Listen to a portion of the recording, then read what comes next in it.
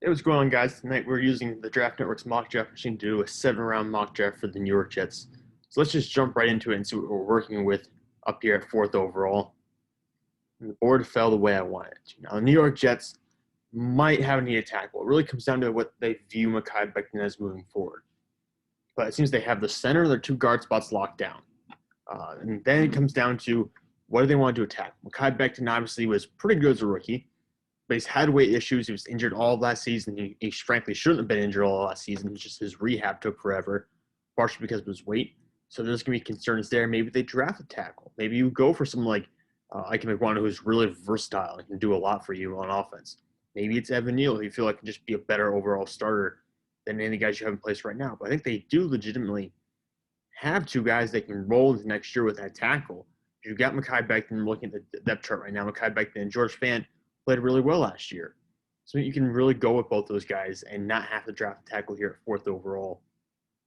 And you do have two good defensive ends as well. You have Carl Lawson, who signed last year, who's recovering from an injury, missed all last season, and John Franklin Myers, who recently extended. So you have two really good defensive ends. But I think Kayvon Thibodeau is the value here at four. Because you can get a tackle later, you can get an edge rusher later in this draft as well. But I think Thibodeau is a more special player. And well, first off, he's number 2 on my draft board, so that helps out a little bit.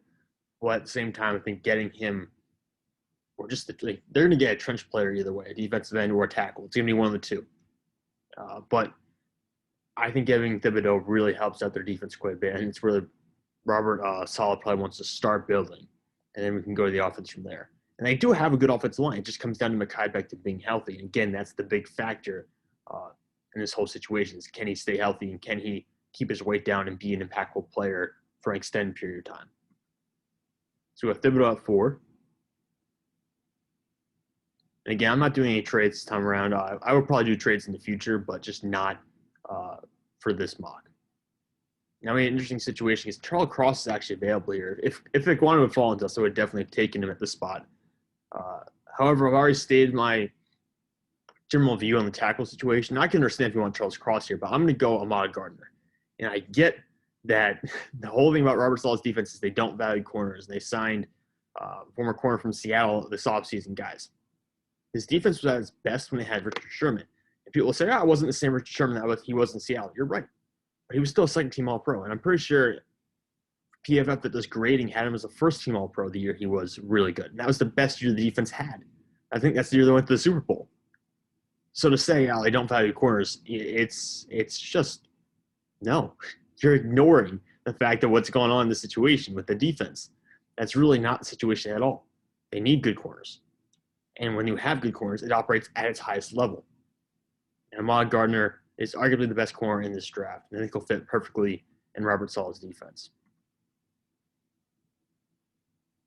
All right, we're off and rolling. Let's see, where we pick again? 35 and then 38. So 2 high picks in the second round. We can hopefully make some real difference here. Let's see what we got. Okay. And 2 guys that jump out immediately. Lewis Cine, the safety. The Jets probably need one more safety. They brought back LaMarcus Joyner. They went out, got some quality players. Ashton Davis is still penciled in as one of those stars. They got Jordan Whitehead from Tampa Bay, who's a really good player. Probably an underrated safety, not a superstar. Doesn't really move the needle in a sense. He's above average player, though. You still have Ashton Davis listed as a starter, which is a problem. You could go David Ojabo here. I might recommend that for a lot of teams. Just to stash a guy for a year. He's recovering from a torn Achilles. But he'll be really good in the future, hypothetically. We went defensive end in the first 5 picks. We're not going to take another one here. And then it comes down to, like I said, safety. We talked about, but we're not going to get one here. We're going to try to get one later. Corner, we already got one. Edge, we already got one. I'm not finding a ton of value anywhere else on the board. You could argue maybe go Christian Watson here. I don't think Sky Moore's probably repetitive to Elijah Moore, so he's not really on the board for me at this pick.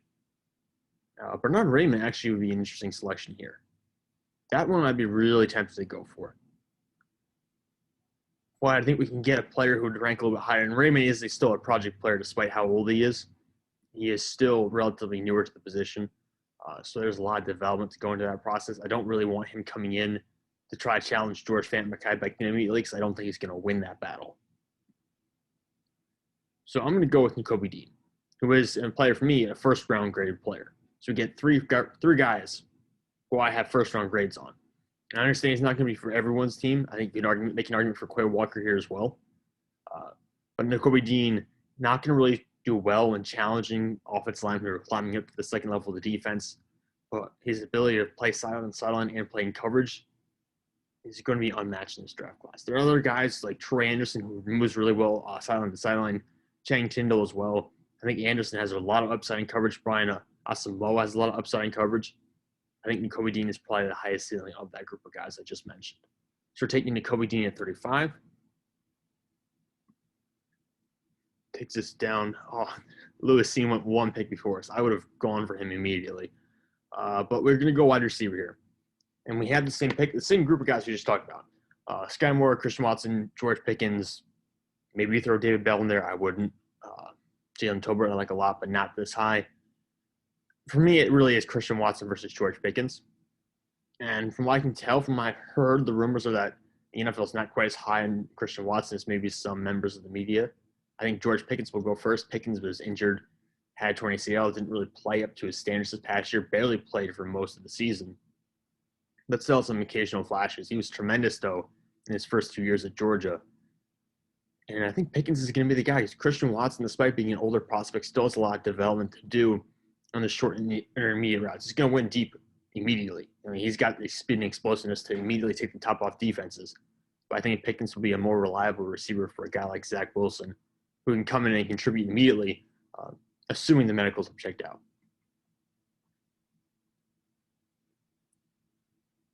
I do like Christian Watson quite a bit. I just don't think the Jets will be the team to make that pick.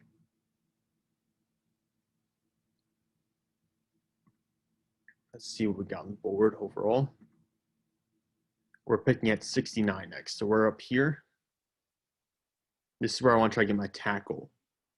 And they got Nicholas Petit-Frere here as the top tackle on the board for Ohio State. Abraham Lucas is my top tackle. And I think the argument can be made there's three tackles here I would really consider.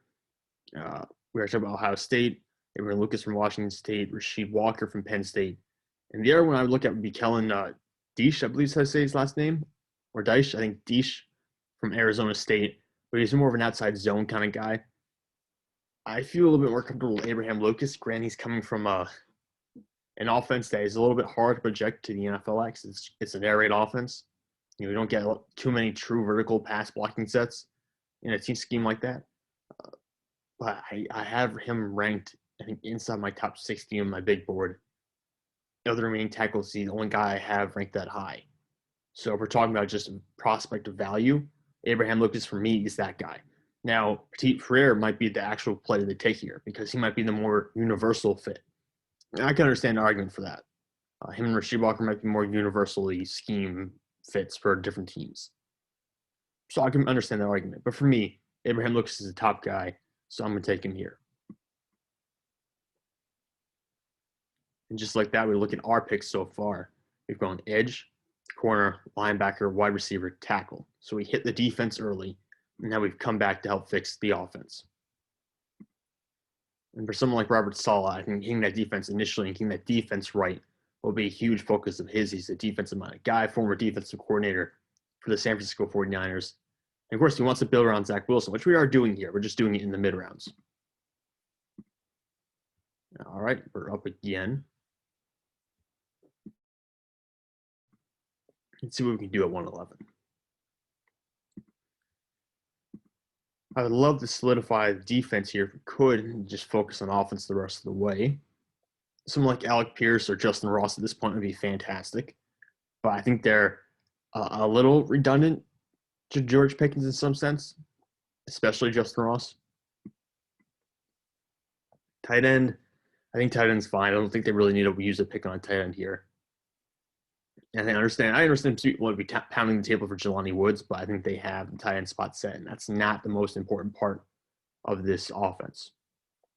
Interior offensive line, they already have their three starters.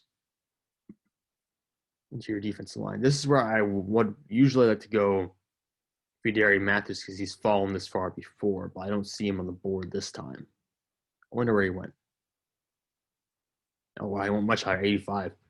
So we're not going to get him this time around, which really stinks because he would have been tremendous value at this point.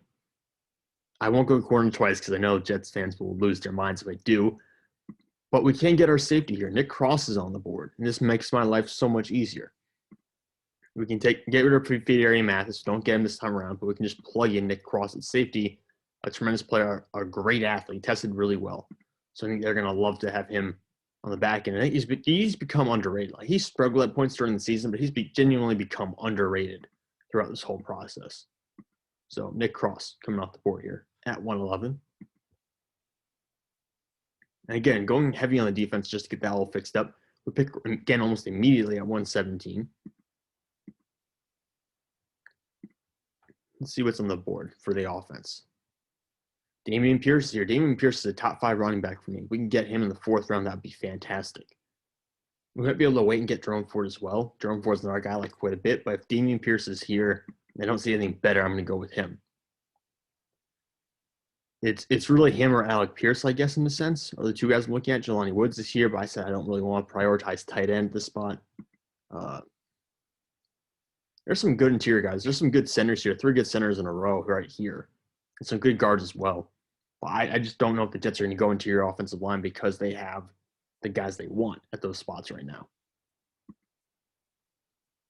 I do want to address the interior defensive line a little bit, but they have from Stanford, I forget his name now. Why am I blanking on it? Drafted by San Francisco and brought in to be a defensive tackle. Solomon Thomas, they have Sheldon Rankins as well.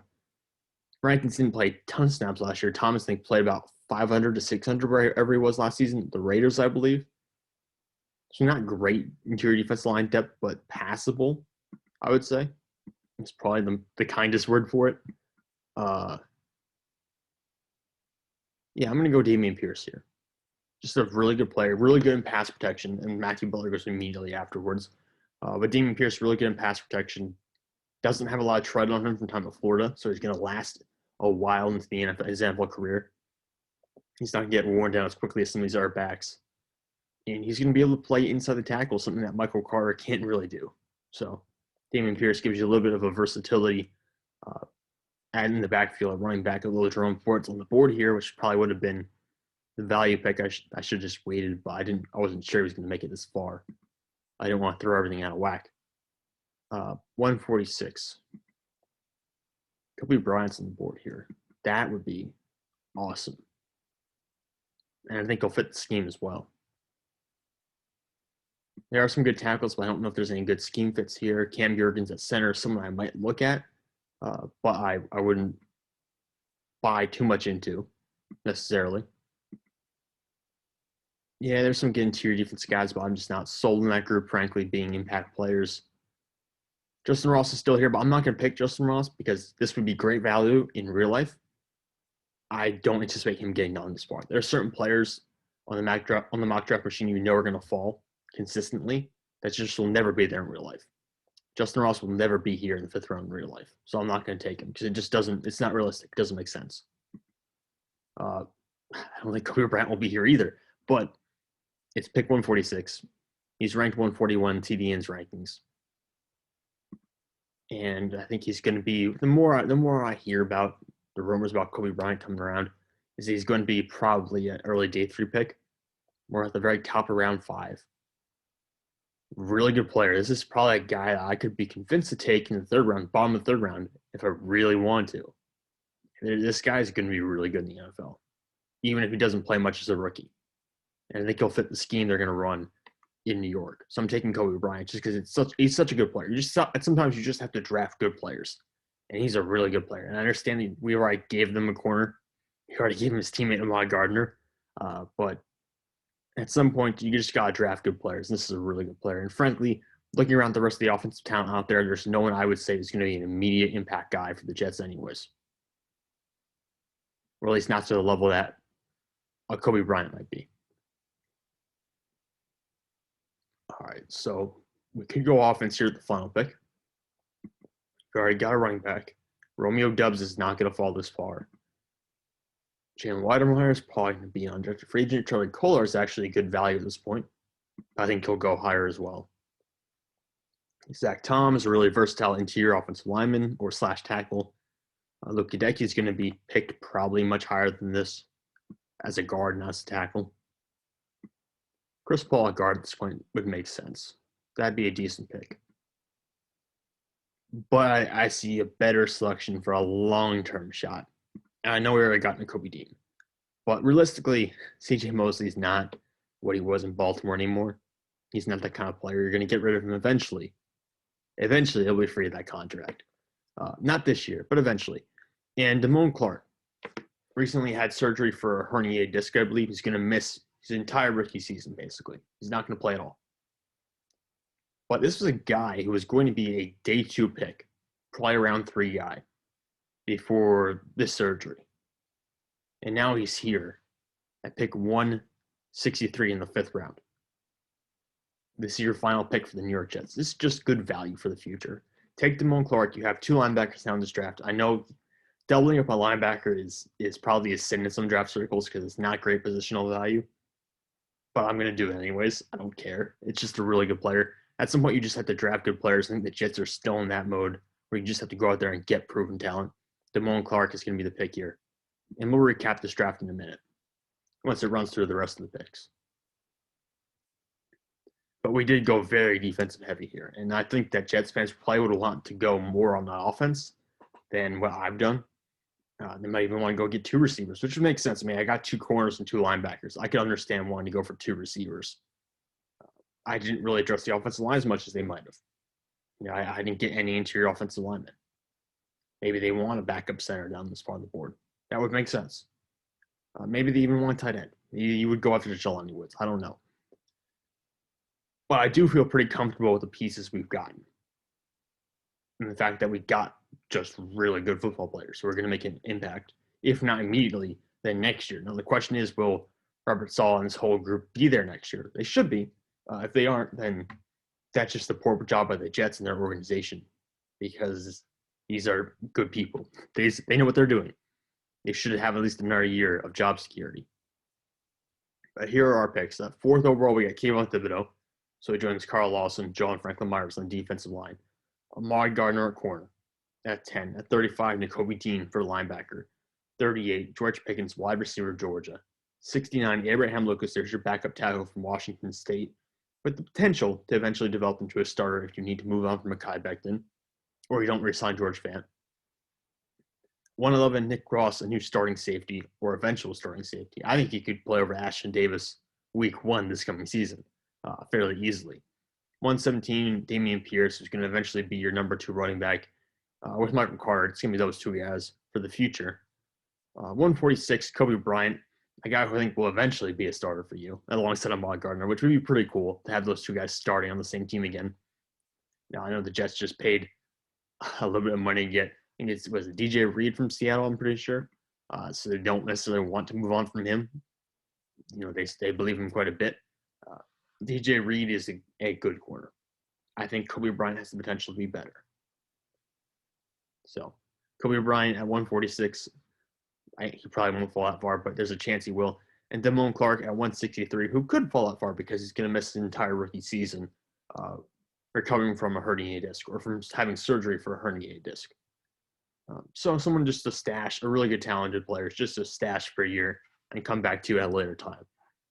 But anyways, guys, that's my mock draft for the New York Jets.